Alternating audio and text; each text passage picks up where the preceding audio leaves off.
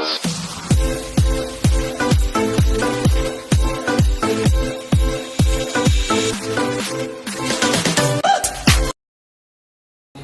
ito ng winner take ko lang.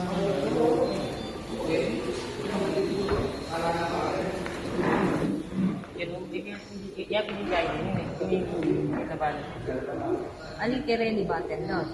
Then category. Ini winner. Pero live lang karang aliwang kategory din siya. Na? Karang aliwang na iba na kung maka-live. Kapitan ka, gente. Magkakatapati ka na. Welcome back! Welcome back! Mag-miss muna tayong kulungan habang naghihintay tayo ng ibon. Nag-training tayo ng UFC. Nandiyan na yung UFC natin, yung tatlo. Ngayon, hihintay ko na lang yung sa TGRC. May dalawa tayo doon. At eto maganda, sana pagpalain tayo mga kalapatids. Last lap ng Santa Ana, Cagayan. Meron tayong dalawang binasket doon. Sana mapauwi ko. Grabe yung kaba ng dibdib ko. Sarap talaga nagkakalapati. Habang wala sila maglinis muna ako. Tanggalin natin yung mga upo at aking mga anapis. Ito natin lagay, baka tamaan nila mahulog. Wala na tayo cellphone. Kaya dito natin lagay. Yan. Mag-uuskus tayo. Yan, baka maano. Yan. Tanggalin natin yung mga upo nila. Kasi natin yung mga upo.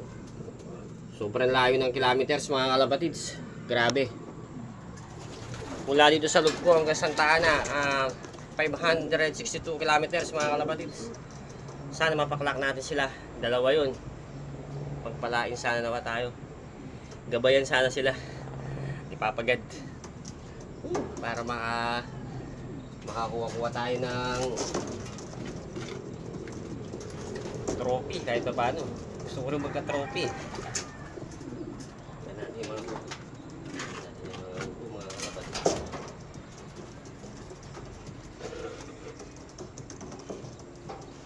Natin yung mga kalapatids ng aking mga ibon. Marami pa tayong ni-training. Init. Sila nag-breed kasi ako ng breed para yung nagkakaedad sila hindi na pe-persa kapag naglalaban ako.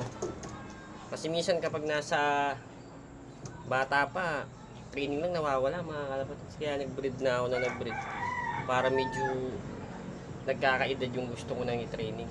Hindi na sila masyadong nahihirapan. Yung tatlong tinraining kong UFC nandiyan. Ayos-ayos na sila. Linis muna tayo mga kalapatids. Babalik ako mamaya. Sana mapauwi ko sila. Grabing nervous na naramdaman ko. Nag-camouflage na nga ako para palaban. Ano? Hintayin natin sila. Si 426 tsaka si 341. Okay mga kalapatids. Yun nga mga kalapatids, wala pang ibon. PUF. Ilan naglak ng PUF pare? Yung mga naghihintay din natin. Nandito tayo kay Boss Nas. Sobrang init, grabe. Tingnan mo. Si paring Bong naman. Tapos yun. Nag-re-re pa rin. Ang init, grabe. Pagpalain sana ako, mapauwi ko sana yung mga pare ko. Pare-pare, yan. Yung parating gayon, nandun. Kasama panalangin to eh. Basketball yung kagawa na nito.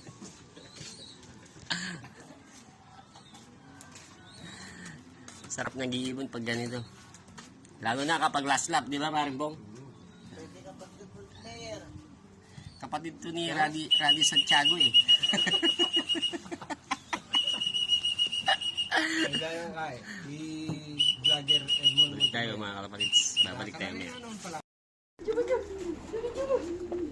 Thank you Lord! Thank you Lord! Thank you Lord! Thank you po! Oh, Diyos ko! Thank you!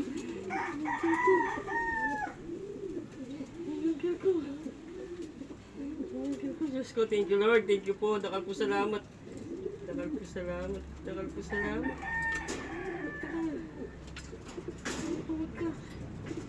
Ayusin mo. Yun, welcome back mga kalapatids. Woo, nakapakalak tayo, Santa Ana. At kasama natin yung ating ka-partner sa ibon. First time entry. Swerte, pasok. Tara guys. Papakita ko sa inyo yung Santa Ana natin mga kalapatids. I-break muna natin. Woo! Yun nga mga kalapatids, tapos na laban. Cut off na. Nakapaklak tayong isa. Santa Ana, Cagayan. Yan mga kalapatids. Sarap ng pakiramdam. Naputasan lang siya ng isa. Nakatop siya. Nung last Sunday, siya nakatop. 2 minutes lang. Ang alam kong speed niya doon mga kalapatids is 680 plus na lang. Kasi may nagbabantay ako dito, yung asawa ko nga ay nagkasalisay, inom yata siya ng tubig. Hindi napansin na pumasok. Nung tinignan ko nasa loob na pala, pakatop na pala ako noon. Pero ayos lang, napauwi ko naman. Dalawa yun magkapatid. Yung kapatid niya hindi siya nakauwi, hindi nakalusot. Kasi sobrang grabing init, grabe talaga. Sobrang init talaga. Ang alam ko, ilan lang ang nag-clock. Congrats sa lahat. Congrats din sa atin lahat, pati sa akin. Kasi sa pakiramdam, magpakain tayo ng ibon Yan, yung pagkainan ko, ina-ngat na ng daga. Yan sila. Kaya hanggang dito lang mga kalapatids. Sarap sa pakiramdam na nag-iibon. Magkalapati na rin kayo. Napakasarap. Ingat lagi. Ayan siya mga kalapatids. Ayan o. Ayan siya. Kulang-kulang pa yung pakpak niya mga kalapatids nung nilaban ko.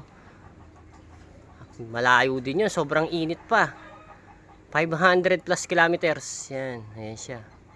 Si 111 yan. Yung 46 wala pa. Hinihintay ko pa. May oras pa mga kalapatids.